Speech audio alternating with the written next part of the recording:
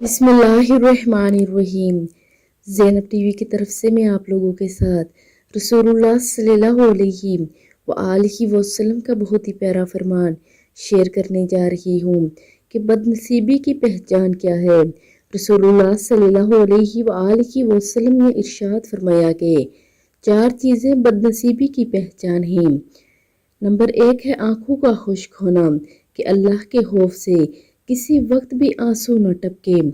दिल का सख्त होना, कि आखिरत के लिए या किसी दूसरे के लिए किसी वक्त भी दिल का नरम ना पड़ना।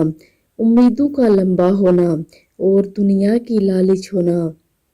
ये 4 चीज़ें बदनसीबी की पहचान हैं। अगर आप सब में से भी किसी में ये चीज़ हो तो खुदारा छोड़ दें, क्योंकि दुनिया तो सिर्फ किराए के घर की तरह है, इसको एक ना एक दिन छोड़ के जाना है। आप सब भी इस पर अमल करें और वीडियो को आगे लाजमी शेयर करें। जज़ाकल्लाह है।